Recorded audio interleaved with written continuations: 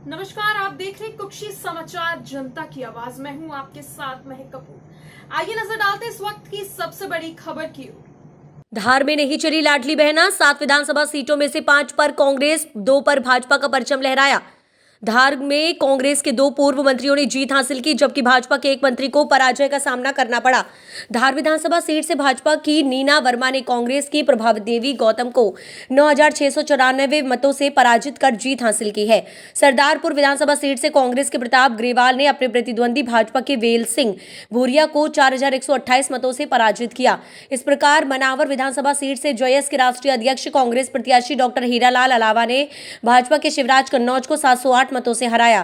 धर्मपुरी विधानसभा seat पर भाजपा के कालू सिंह ठाकुर ने कांग्रेस के पंचीलाल मेढ़ा को 356 मतों से पराजित किया। जिले की बदनावर सीट पर बड़ा उलटफेर करते हुए भाजपा छोड़ कांग्रेस में आए भंवर सिंह शेखावत ने शिवराज सरकार के उद्योग मंत्री राजवर्धन सिंह दातीगांव को 2,976 मतों से पराजित कर सभी को चौंका दिया है। जिले में सर्वाधिक मतों से जीतने वाले कांग्रेस के पूर्व मंत्री सुरेंद्र सिंह हनी बघेल ने कुक्षी विधानसभा सीट पर भाजपा के जयदीप पटेल को 49,888 मतों से हराया है। कांग्रेस के ही पूर्व मंत्री उमंग सिंगार ने गंदवानी विधानसभा सीट पर भाजपा के सरदार सिंह मेढ़ा जिला पंचायत अध्यक्ष को 22,119 मतों से पराजित किया है। बधाई हो जीत की बहुत बहुत। अभी लगातार चौथी बार जीत है और इस बार कुछ दिक्कतें ज्यादा थी जब बागी भी मैदान में थे और ऐसे में जीतना क्या लगता है? देखिए, मैं सबसे पहले हमारे भारतीय जनता पार्टी के संगठन और शीर्ष नेतृत्व का आभार व्यक्त करती हूँ कि उन्होंने मुझ पर चौथी बार विश्वास किया और उसी विश्वास का परिणाम था कि क्षेत्र की जनता और हमारे कार्यकर्ता रात और दिन मेहनत करने के बाद आज हम इस मुकाम पे हैं कि हम चौथी बार उसी इंसान को हरा पाए जो पहले 3 बार हार चुका भारतीय जनता पार्टी से।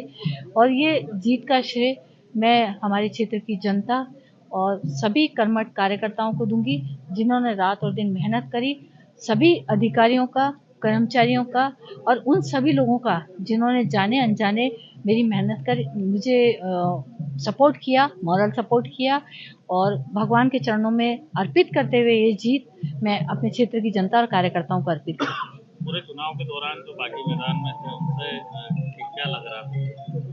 जी, मैं तो टिकट मिलने के बाद लगातार आश्वस्त थी और हमारे कार्यकर्ता भी आश्वस्त थे और उन्हीं के विश्वास और उन्हीं के आश्वासन के कारण आज हम लोग इस मुकाम पे पहुंचे हैं।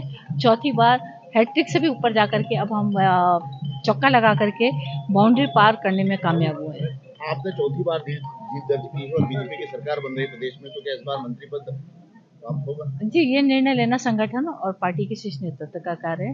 मेरा काम और मेरे कार्यकर्ताओं का काम सीट जिता करके पार्टी को समर्पित करना है। लाडली बहना है, विकास को वोट मिला है। ये एनालिसिस करिए आप। हमें जीत मिली है वो क्षेत्र की जनता, उनका विश्वास, उनका विकास, उनका सहयोग, उनका आशीर्वाद सभी का परिणाम है कि जीत हम हासिल भारतीय जनता जीत के लिए मैं अपने क्षेत्र की जनता को धन्यवाद देना चाहता हूं जिन्होंने मुझे वापस से एक मौका दिया, प्यार दिया, आशीर्वाद दिया।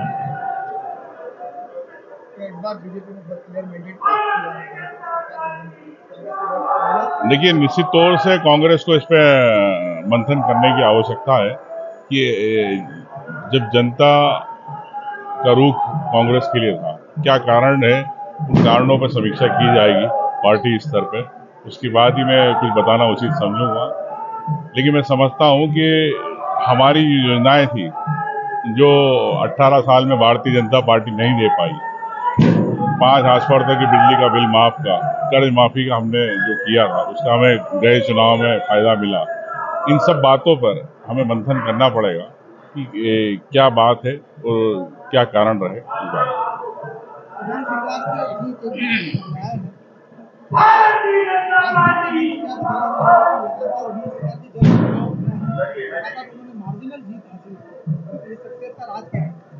मैं इतना ही कहना चाहता हूँ कि आप अगर किसी दूसरे को सम्मान दो तो दिल से सम्मान दो, वो आपके साथ होगा, कारवा अपने आप बनता है। भाजपा के बड़े बड़े कद्दावर नेता आपकी गंदवानी विधानसभा पहुंचे थे, आपने प्रचार किया, उसके बावजूद एक बार फिर जनता ने क्या लगता है?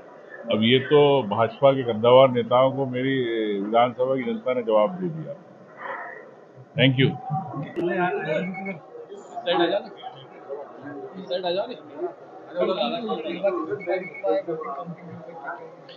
सबसे पहले तो मैं अपनी पूरी जिले की जो निर्वाचन की हमारी टीम है, हमारे सभी शासकीय सेवक हैं, उनको मैं धन्यवाद देना चाहूँगा कि निर्विघ्न चुनाव संपन्न कराए हैं और काउंटिंग भी अभी तक बिल्कुल निर्विघ्न संपन्न हुई है। और इसके साथ ही साथ मैं जिले की सभी मतदाताओं का भी आभार व्यक्त करना चाहूँगा कि इतनी अच्छी संख्या में मताधिकार का उपयोग किया गया और आज जो जनादेश सामने आया है उसके अनुसार जो है आज हम लोग आगे की कार्रवाई कर रहे हैं काउंटिंग के माध्यम से। मैं सभी जितने भी हमारे विनिंग कैंडिडेट्स हैं, विजयी प्रत्याशी हैं और जो भी प्रत्याशी नहीं आज जिनका जो नहीं जीत पा रहे हैं उनको और उनके सभी जो अभिकर्ता हैं, उनके जो सभी सपोर्टर हैं, उनसे भी मैं ये अपील करना चाहूँगा कि ये एक ट्रांसपेरेंट और पारदर्शी प्रक्रिया के तहत पूरे मतदान की कार्रवाई की जाती है और हार और जीत सब उसका हिस्सा होता है। आप सभी लोगों से आग्रह है कि कानून व्यवस्था बनाने में हमारी मदद करें। अभी तक ऐसी कोई घटना नहीं हुई है, बट फिर भी क्योंकि ये एक पार्ट होता है काउंटिंग के रिजल्ट के बाद का, तो मेरा सभी से ये अपील है कि सब लोग शांति व्यवस्था और कानून व्यवस्था बना के रखें। अंत में मैं सभी मीडिया बंधुओं का भी को भी धन्यवाद देना चाहूँगा कि आप लोगों के सहयोग के बिना कोई भी इस प्रकार का बड़ा कार्य संभव नहीं होता है। आप लोगों को भी बहुत बहुत धन्यवाद। नहीं, अभी तो दो कैंडिडेट्स को दो विधानसभाओं में रिजल्ट डिक्लेयर कर दिया गया है, कुक्षी और सरदारपुर, और बाकी जगह क्योंकि काउंटिंग हॉल के अंदर तो आरओ ही अपना प्रक्रिया पूरी निभाता है। हम लोगों को ट्रेंड्स मिलते हैं जो आप लोगों को भी पता है, किंतु उसके अलावा भी मेरे स्तर से कुछ कहना संभव नहीं है। ट्रेंड्स में कुछ सीटों पे गैप्स कुछ कम हैं, तो यदि उसमें जो भी नियमानुसार अगर उन लोगों को उसमें टैबुलेशन अच्छे से चेक कर रहे होंगे एक बार और उसको कायदे से देख रहे होंगे, और देखना भी चाहिए। आयोग के निर्देश भी यही है, गैप कम होता है तो थोड़ा और ध्यानपूर्वक करना चाहिए, और प्रेक्षक महोदय भी रहते ही हैं सभी कमरों में, वो भी इस चीज़ को अच्छे से ऑब्जर्व करते हैं। तो मुझे ऐसा लगता है कि आने वाले 1-2 घंटों में सभी जगह का रिजल्ट जो है घोषित कर दिया जाएगा। नावर की रिकाउंटिंग को लेकर के प्रयास लगाए जा रहे हैं कि शायद जो बीजेपी के कैंडिडेट हैं वो रिकाउंटिंग को आवेदन। देखिए ये सब प्रक्रिया, ये सारी चीज़ें काउंटिंग हॉल के अंदर रिटर्निंग ऑफिसर की टेबल पर होती हैं। कैंडिडेट्स के अपने अधिकार हैं और रिटर्निंग ऑफिसर का अपना विवेकाधिकार है, उसमें मेरे को अपने स्तर से कहने की कोई ज़रूरत है ना, मैं इसके लिए अधिकृत हूँ। Thank you. आप हमारे साथ बने रहें, आपको इस मामले से जुड़ी हर जानकारी हम देते रहेंगे। फिलहाल आज के लिए बस इतना ही। दिन भर की खबर से जुड़े रहने के लिए आप देखते रहिए कुक्षी समाचार। धन्यवाद, और चैनल को लाइक, शेयर, सब्सक्राइब करना बिल्कुल ना भूलें।